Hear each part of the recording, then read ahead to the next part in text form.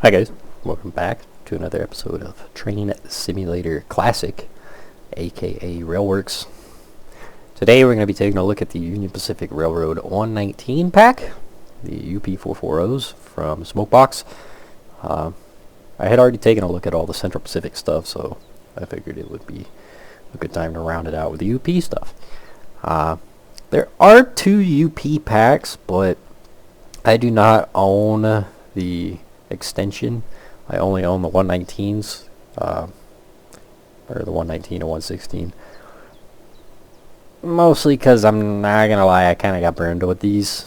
The fact that quite literally all of the 1800 stuff uses the exact same sounds. They're like to a T identical, and they all operate pretty much the same way. It's just kind of, it's hard to see the reason to buy yet another. Which I do get it. Back when these locomotives were built, there's not a huge variety of differences, but one of them painfully obvious things is chuff sounds are going to be a little bit different depending on builder and the locomotive. Whistles are definitely going to be different per railroad. Different railroads use different things. Some of them built their own whistles in-house, so I'm not a big fan of reusing sounds over and over. So it's kind of one of the killers. I didn't see a point in getting the other UP pack, but I did get this one because, you know, Jupiter and 119, gotta have it. But I'm gonna try to avoid the hot topics I pointed to with the Jupiter and the Buffalo pack, because most of the things I caught with those translate right over here to this. There's very little that goes different between all the packs, but as far as the core locomotives go, they are a little bit different. So Union Pacific 119 is the other half of the famous Promontory Point meeting for the Golden Spike. Whenever the Transcontinental Railroad was finished, and the ever-famous picture of the two locomotives meeting nose to nose. UP 119 was the other part to the Central Pacific Jupiter. So they are different locomotives to an extent. They're not wildly different, but they are different. The Central Pacific 440s, they're built by Schenectady. I'm sure I am absolutely murdering that, but Schenectady Locomotive Works, whereas the Union Pacific locomotives, they are built by Rogers. So you will notice some pretty stark differences. The basic boiler build is the same. The basic boiler loadout is the same. Our sandbox is the exact same location. Steam dome, same spot. Bell, same spot. Cabs are not wildly different. The windows are different, but size-wise, set up pretty much the same way. Tenders are different-ish. The Jupiter models look taller, whereas the UP models, they look longer and they are lower. The Schenectady locomotives, they are wood burners, whereas the UP models, the Rogers, they are coal burners. So as far as cosmetics, the UP model obviously has a shotgun stack, where the CP models have the balloon having the spark arrestor for wood cinders. The Jupiter, the Schenectady locomotives have a very different driver. The UP locomotive, one of the very easily noticeable things is the CP locomotives do not have counterweights on the rear drivers, where the UP models do. The driver's size actually looks a little different too, but that might be an illusion due to the white walls. Spokes are very clearly thicker.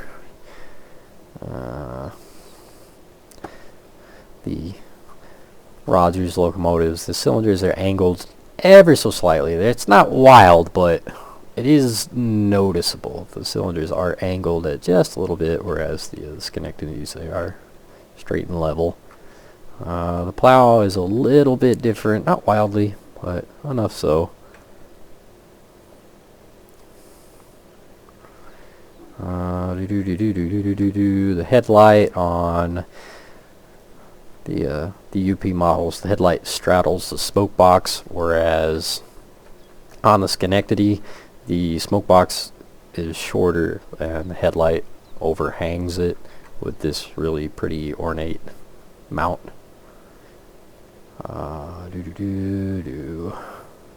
Handrails are a little bit different. Handrails on the UP models are just straight across, whereas the handrails on the Schenectadies are angled a little bit. We got a fluted steam dome on UP, whereas we don't on CP. What else are some wild cosmetic differences? Plumbing here is a little bit different.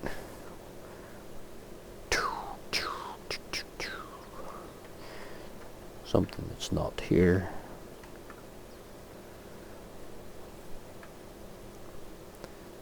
Yeah.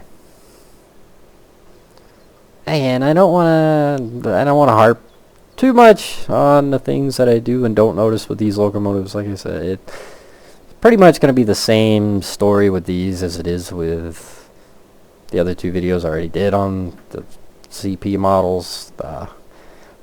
It's not going to be a wild difference in modeling.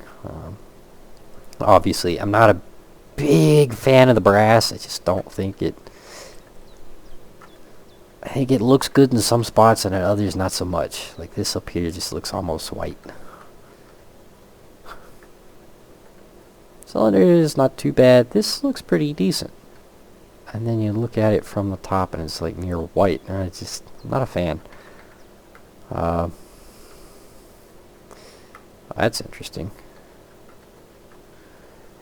The rivets disappear. Does it do that over here? Nope. Just does it on the UP models. Does it do it with the other UP model? It sure does. That's weird. So the rivets are there only when you're up and close. Otherwise they're just black dots. That's weird. Same with the nuts and bolts on the front of the Smokebox door. They're there only when you're right up to about here. That's wild. Not cool, but whatever. These are very ornately detailed and very pretty. It's a very pretty time period as far as locomotives go. I love the stained wood cabs. That's a big fan favorite of mine. And of course we got the artistic mural up on the sand dome. It is a little bit blurry whenever you get up close, but realistically you're never going to be up here. Lettering is nice. Overall, really nice, really nicely ornate. The lettering definitely looks better than this. The scroll work, it's pretty from right about boom here. You get up close, it really starts to blur out, which may be a limitation to train simulators setup. I don't know. It's pretty cool. You can just faintly see the outline on the counterweights here. Same on the rear. So that's pretty neat. The bolts don't disappear on the drivers. Huh. But they do up here. Weird. Of course, our water pump system.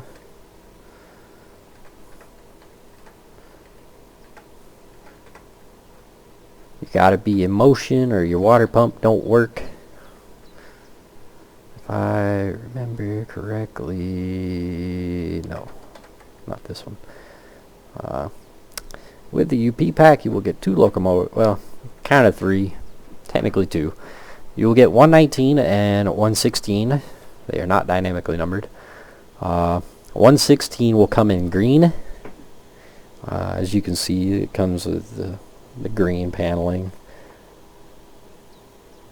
And then you'll get 119, which will come with red and green. So red in place of the green, or it'll be identical to this one. There are no differences between these two other than that paint job, though. Just the number. Same sound, same locomotive, same performance.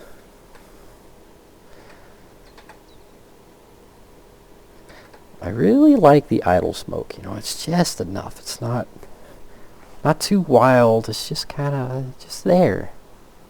Like there's just a little idle fire going on in here. Not the big plumes. It's not that bad.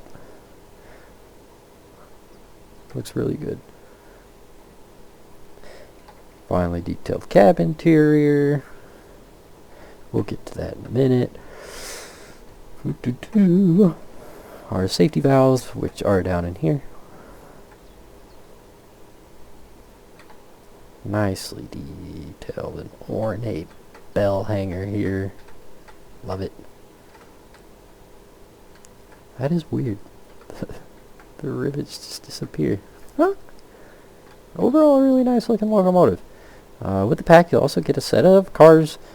Box car, flat car with various loads, and a baggage car, a coach car, and a caboose. We already looked at, they're pretty much the same as the CP models, so it's kind of eh. They're kind of meh. It's kind of painfully obvious that this is a 2D texture. I get it'd be a pain in the dick to model the actual individual wooden boards, but whenever you get up close, especially compared to the locomotive, it definitely shows that these are flat and very perfectly angled, but whatever. Not a big issue. Truck detail is really nice. Undercarriage detail is really nice. Of course, these are Lincoln pin couplers. If you hate your hands, get them stuck.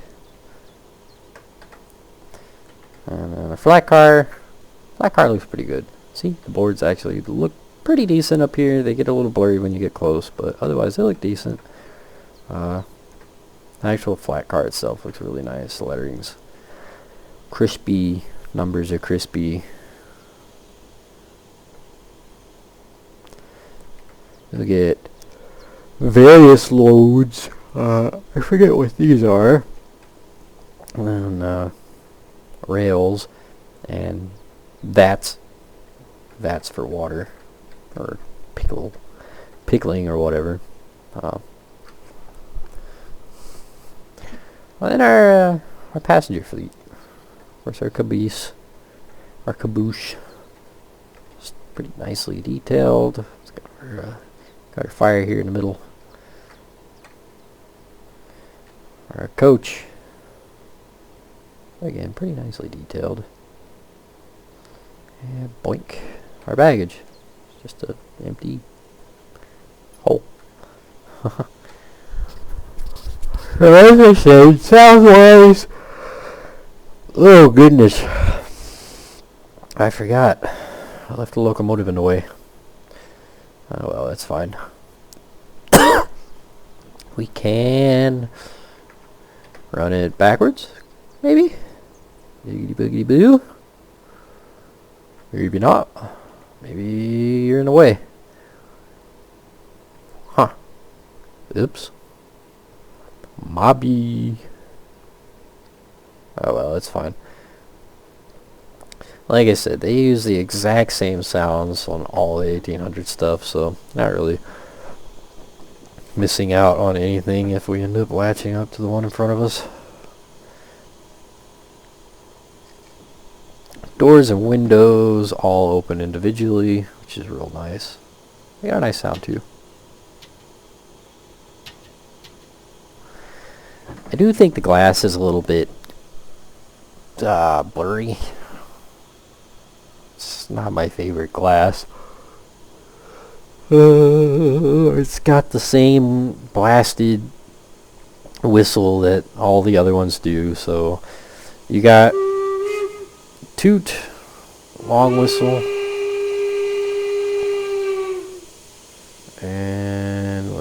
somewhere short.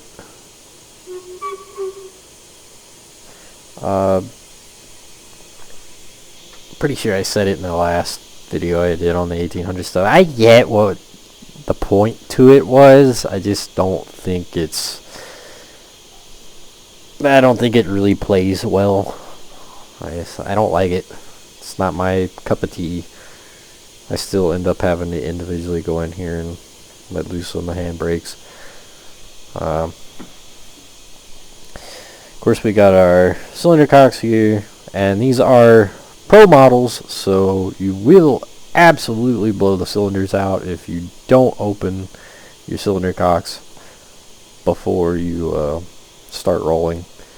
So open your cylinder cocks, blow your steam out. You can see that they do open into open the hard way though, or not the hard way. They do open like so.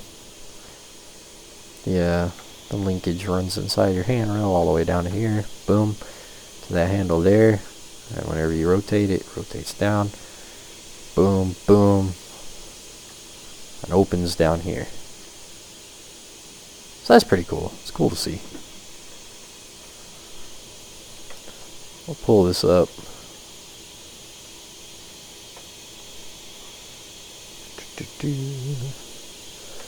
That's what we need. That should...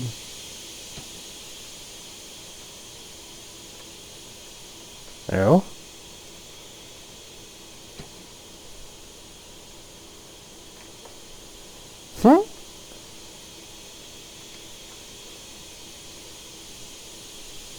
Cool. Oh well. We'll worry about that in a second. Firebox. You open the firebox like so, and to adjust how much mass you have to your fire, you have this. You adjust it to whatever you want. Whatever you find is the best combo, and the fireman will automatically build it up. Of course, you got your dampers here.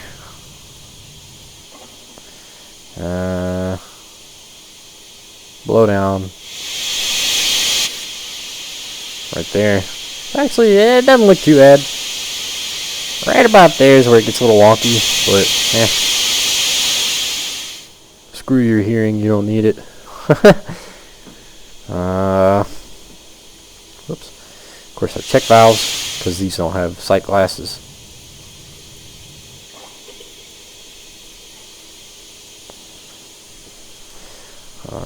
We got our feed water tri-pump, which won't do us any good because we're not in motion right now. Injector steam throttle right there. Blower steam throttle there. Feed water heater. Blower, which we will need a little bit of. Injector steam, injector water, feed water valve. Water valve. Should be another water valve right there. Handbrake. What else? There's sander. Other feed water heater. Feed water valve. Feed water tri. And our cylinder cocks. That's about it. Fairly simple. Aha!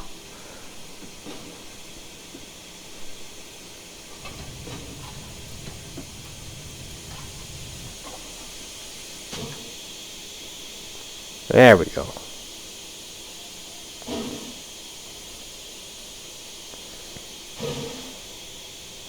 Cylinder cocks don't look half bad. The smoke does get a little wonky. Very cotton ball-y.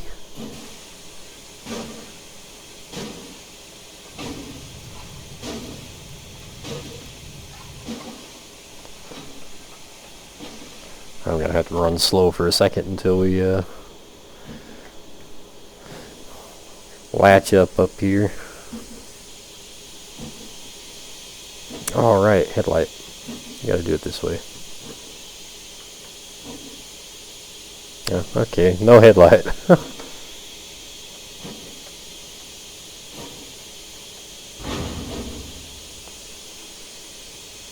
Alright. And boom. Oh?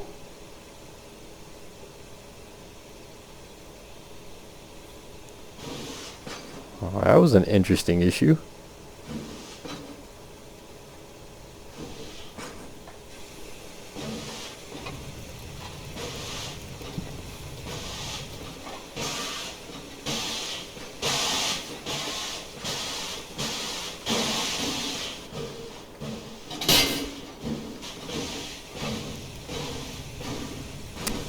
Uh-huh.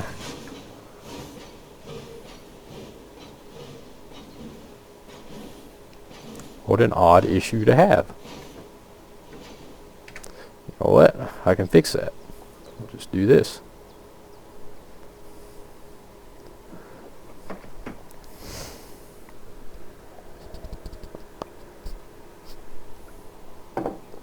Well, note to self, don't try doing that on a normal basis. For some wonky reason, latching up to the front of the locomotive causes the boiler to overfill. Oh well, I guess. But anywho, we'll just try this again. Build your fire back up.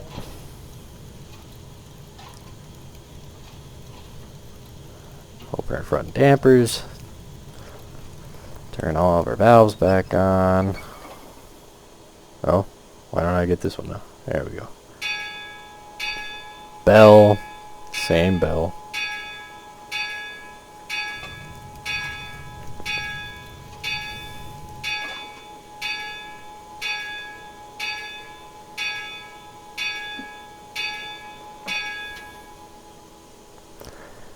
Bell's not a half bad bell sound. It's just nothing special. Once you've heard one, you've heard them all. Turn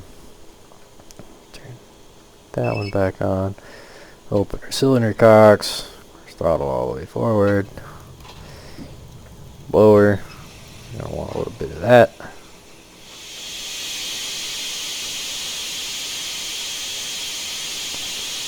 Down here. Be sure our tracks are set so we don't derail on the way out.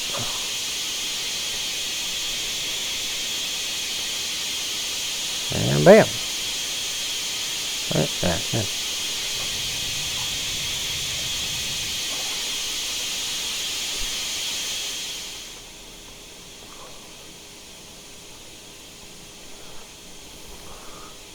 Oh, right. I gotta go through and do this hard way.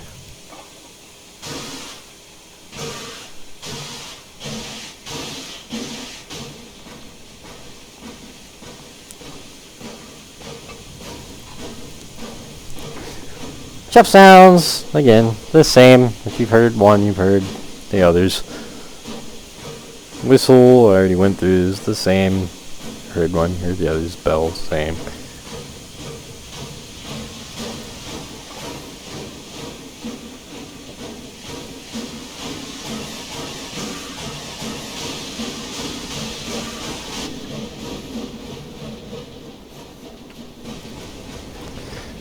You do have to close the throttle to adjust your reverser, or you will slam it right back into the full forward.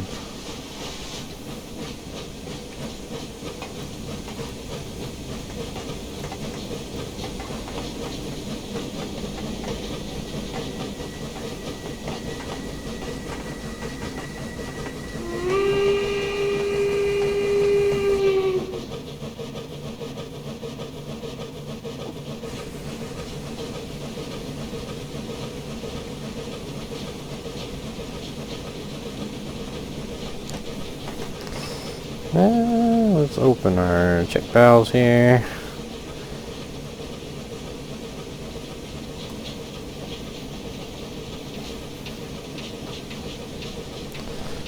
We got water, as you can clearly see. It's a nice little thing. It is definitely simulated water. It's not the most natural, but it is cool that it does do that.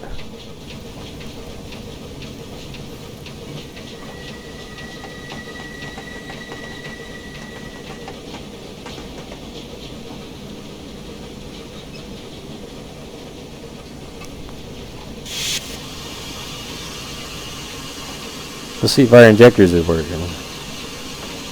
DTG actually fixed it. Been a 97. Hey, it's building up. DTG actually fixed it. Our headlights actually work now. I actually really like the headlight. That is one of the better headlights in game. It's got a nice orange glow. It looks like an actual fire, which is exactly what these are, oil headlamps. So that looks really good, honestly. Oops. Forgot my own advice. Kill the throttle, bleed the pressure, then pull back on our J-bar.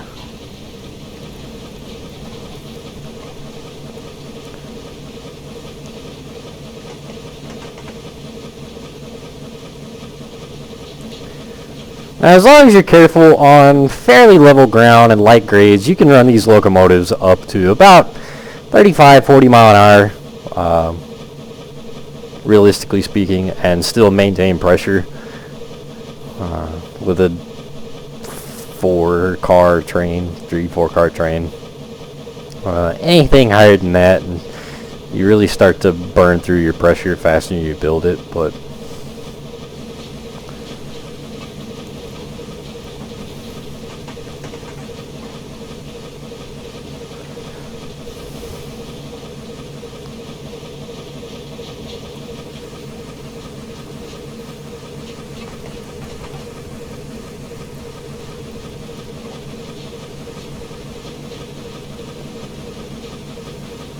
oh, he actually blinks. It's not creepy at all.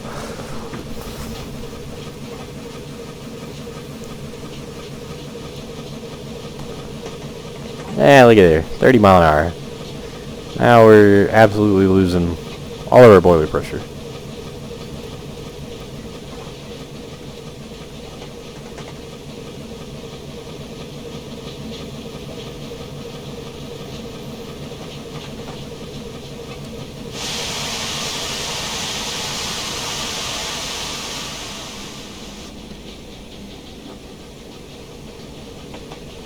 Kind of interesting. Our chest pressure is only what, 25 there? So we're having trouble building up pressure. Huh, weird.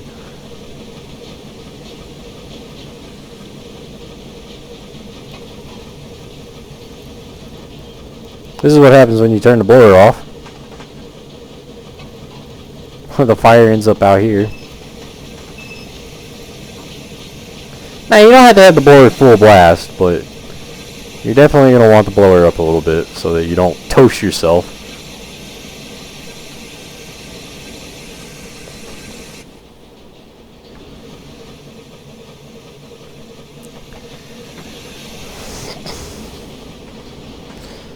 And the in-motion smoke effect's not my favorite.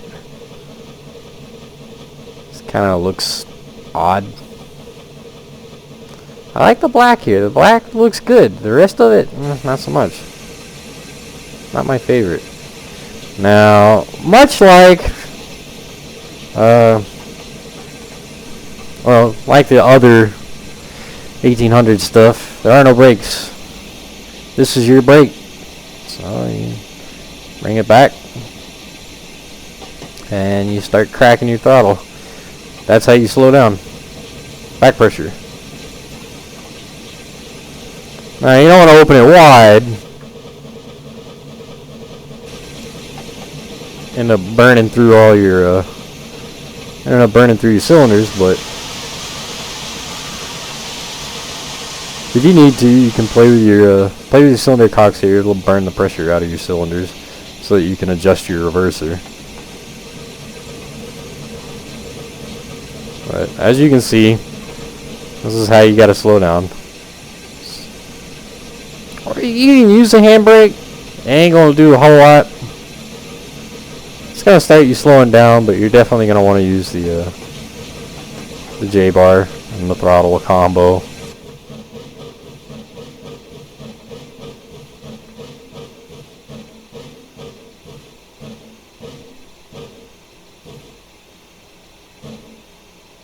And boom.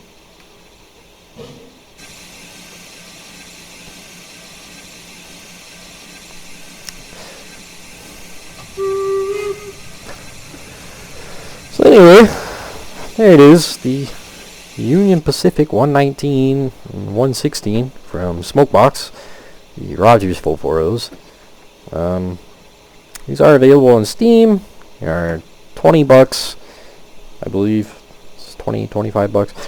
Well worth checking out if you're into the 1800s stuff. It goes well with the Promontory Point route. Goes well with the Cheyenne route. If you're somebody that wants something wildly different, you're probably not gonna like this if you already have the others. Like I said, it's not wildly different. It operates pretty much the same. It's about the same power-wise, same exact sounds. It's just not wildly different enough to really say, oh my goodness, hurry up and get it if you already have the one of the others. But it is still a nice pack. It does give you, technically speaking, a different builder. These being built by Rogers. So, and of course the Union Pacific color scheme and whatnot. So, these are nice locomotives. I do recommend going and checking them out if you do like the time period. If you don't know the first thing about steam locomotives, you're going to have a hell of a time trying to figure out how to run these things. So do go watch a few tutorials, absolutely read the manual, and then just tinker around with it a bit. It's going to take a bit to get used to it, because these locomotives do not play well with the F4 HUD, like, at all. These locomotives do not play well with the controller at all. These are 100% locomotives that you are going to want to run this way. Pull your F5 hub up and run it this way. Or run it without the F5 hub if you don't like the F5 HUD, but you're definitely going to want to run it this way. So, but anywho, hope you guys enjoyed the video. And I will see you guys next time.